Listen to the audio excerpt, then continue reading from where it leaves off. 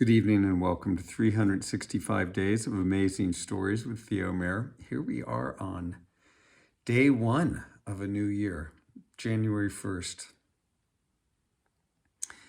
Now, I wanted to start off on something new this year since it is a new year.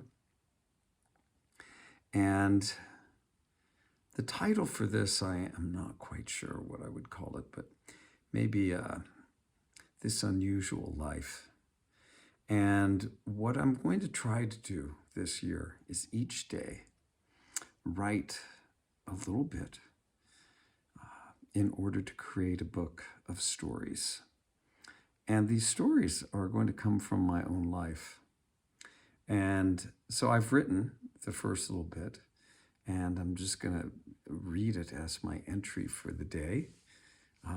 And so this is how it will begin. These days, I find myself trying to make sense of it all, to understand the changes I watch and experience. As I do, I wonder what it is that I still have to offer. It seems the way I'm oriented to life, is unusual at this point.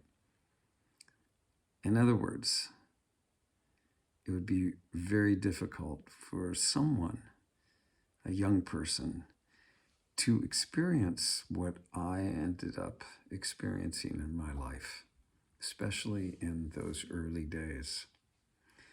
And you know, as I've gone through life, I've thought it was unfortunate that when someone passed away, what also passed away with them was all their stories, their wisdom, but all the stories of their experiences that went along with that wisdom. And, well, I've thought that maybe it would be good to share my stories rather than just pass away and have all those stories forgotten. So as best I can, I'm going to write down what I've experienced in life and especially try to highlight the events or experiences that I think are standouts, that have the possibility to shift perhaps your own perspective as a listener or as a reader.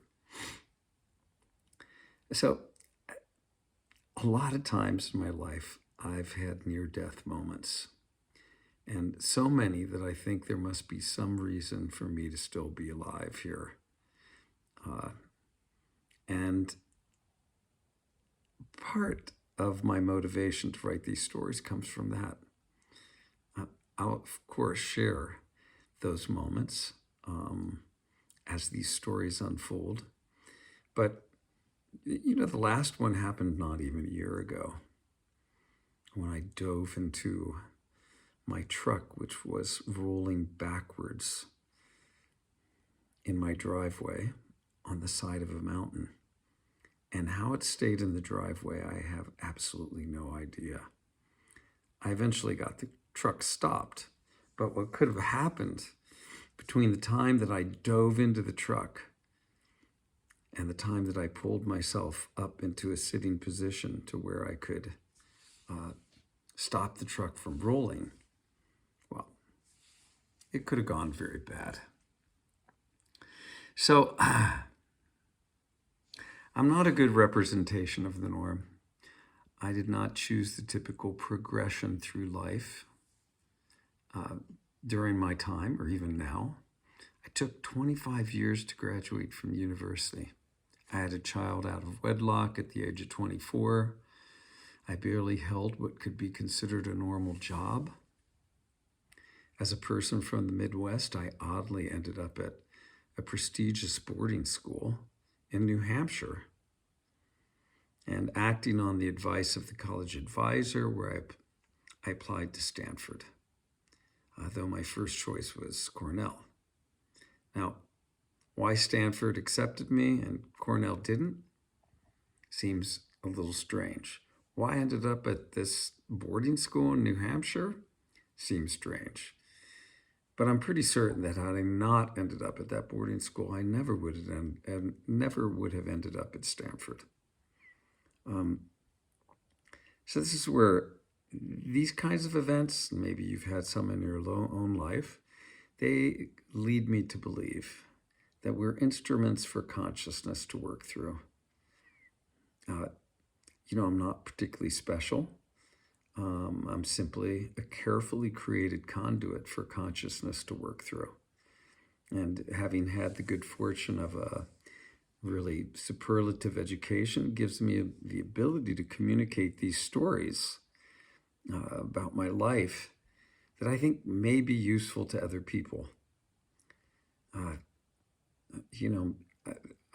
often wondered if I didn't have those experiences and end up at these schools, so that I couldn't share it all with other people in hopefully a way that you can understand it. And maybe it'll be illuminating in a world that I think is so quickly changing and losing a way of being that is so different than what we're living today, and that I feel is, I don't know, it's just different. Let's just call it that.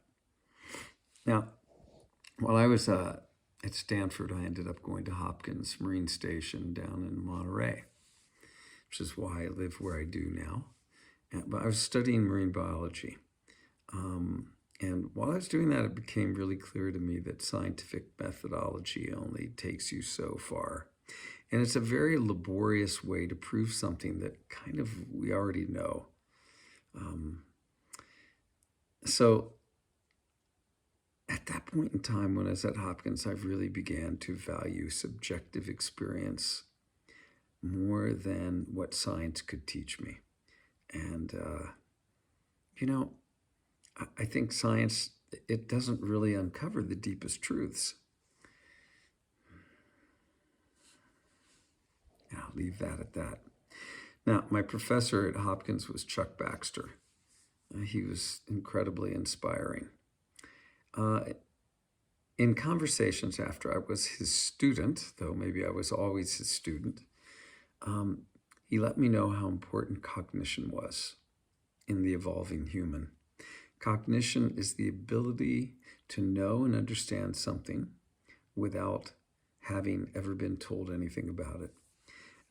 Many who have done the most remarkable things and had the most incredible realizations were the most open to cognition. In ancient India, Tibet, and Nepal, these people would have been known as seers. The Vedas are the written records of the eternal truths cognized by these seers, and still relevant in the world today. Interestingly, from Chuck's extensive research, cognition is best developed through free play in the out of doors. And it's my belief that through free play in the out of doors, the most valuable education is available. Where do we find our kids today? To this day, I find myself oriented to work outside. My son wonders about me, why a man with 2 degrees from Stanford would not be doing something more profitable than the work I've done through the years. Currently, I do land management work on 40 acres of land I purchased in the Santa Lucia Mountains of Big Sur. Most of the income I generate comes from selling firewood. These days, it's been the last 4 or 5 years. It's hard work, but it's outside in a beautiful place. It keeps me in good physical condition. It helps the forest, and it generates income.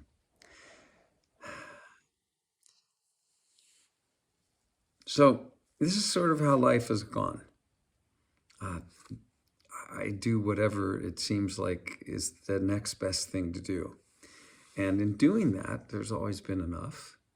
I've generally been quite happy. But I live off the grid, up in the mountains in a place where life is challenging.